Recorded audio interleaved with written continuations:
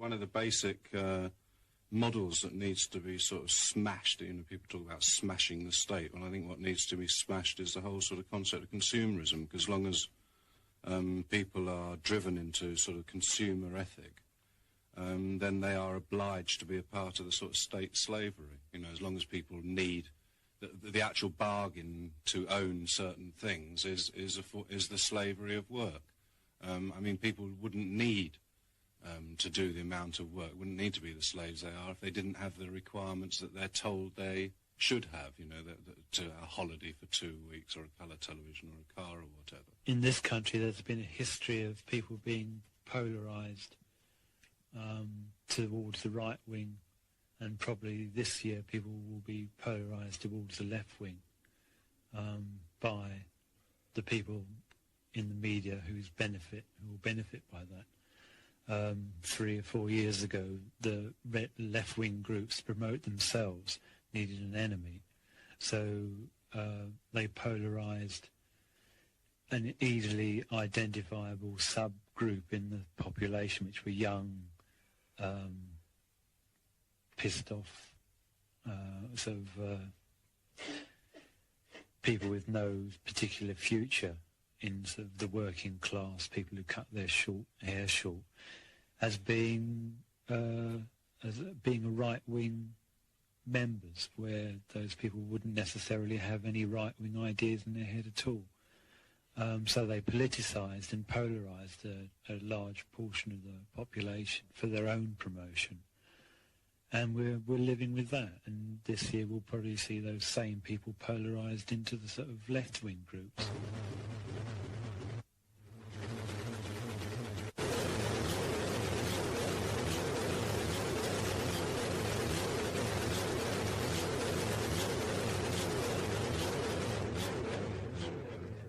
The worst violence we've encountered is attacks from the music press and people like that, you know, whose attacks have been very, very violent. When you think, I mean, if one skinhead turns up at a gig, there's a very good chance you can talk to them and stop them doing what they're trying to do, and you generally find they're not sort of Nazis or anything, they're just people who, as Pete says, are just pissed off.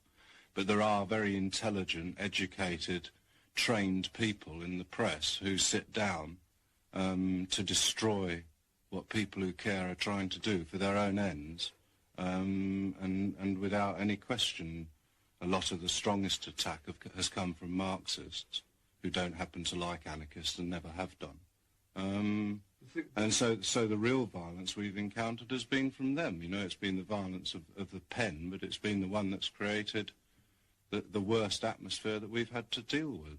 I mean, I think that's a really important thing, particularly for people who aren't in this country, to realise that, generally speaking, what's called the right wing in this country is a particular class of people who have got no voice, who aren't allowed a voice, who aren't permitted inroads into anything. You know, they're at the absolute end of the sort of social register, and the only voice they've got is their fist. In that respect, and they're mostly, like we said earlier, they're mostly individuals who can be dealt with individually. Increasingly, the liberal media is dominated by left-wing thinkers who are far more dangerous, far more damaging, far more violent in intent than the majority of the so-called Nazis, who in 2 years' time will all have settled down with a wife and will be working and living very ordinary lives. Det är inget speciellt med oss. People tend to see you as being something special, you know, and people will come up to us and ask us for an autograph, for instance, in order so that they can see you as being, you know, not part of the life that they live. And, you know, and we'd say to them, what the fuck do you want an autograph for? You know, I'm the same as you are, you know. I shit the same, I eat the same, you know, I bloody live in the same place. But they don't shit the same. No, they probably don't shit the same, but, you know. Hur vill du, Crass, att folk reagerar på deras texter? There are millions of people in this country who are pissed off with the way that things are. And they're all in isolation. Like, you get lots of little people all over the place who sit down and say, oh, I'm pissed off with doing this. What the fuck can I do? If they see somebody who's putting something out, who's in the same position as they are, who's saying, you know, you can fucking do something about it, and you're not the only person who's pissed off. You're sitting out there in your bedroom feeling sorry for yourself, but there are thousands and millions of people who feel the same, and I think that that's one reaction that we can get, is a feeling of that, you know, you're not the only one, you're not alone.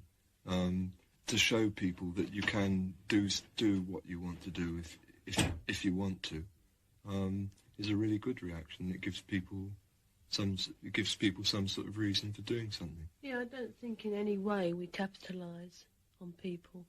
I mean, we offer something, and people identify with so much of it. It seems to say what they think, and they can't express it, which is good. I mean, there's 1,000 ways people take the lyrics and everything that we do.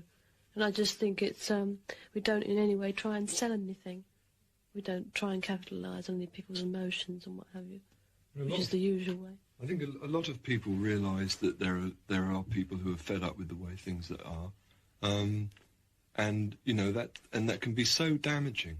If you put something there, it can be so damaging for those people, like this fucking oi shit recently, like sex and violence or kill a mod. You know, somebody will be sitting there feeling pissed off, and then they'll think, oh, they'll hear sex and violence, and that's what they'll do, you know, because they aren't given themselves, you know. People haven't got themselves anymore. They feel that you've got to be led by some idiot on a TV screen or somebody who puts themselves in a position of power. You don't have to do that. And, you know, and the Oi movement has been responsible for saying, you know, it's good to feel disillusioned. It's good to sit on a fucking street corner and put a bottle in the face of somebody who hasn't got the same skin colour as you. And it's not fucking good, you know. It's really dangerous, and it's sort of romanticised that image. Stjärnor eller politiker. People will look everywhere for something to run their life on. They'll look for a hero. They'll look, which they might find in a pop band, or they might find in a political figure, or they'll look for some God-sent reason to live. And all those things are really promoted in order to avoid people thinking for themselves. In order to avoid people thinking, you know, I'm my own God, you know, I'm the person who's running my fucking life, and no sort of abstract idea, or no pop star, or nobody, no heroes, you know. And that when people realise that, which I think that they can't fail to realise, when they see that the rulers that they put their faith in are going to end up dropping a fucking bomb on the place and wiping everything out. I mean, if people see that, they'll then see that, you know, the only way that you can get around that is by living your own life with dignity and treating people in the same way.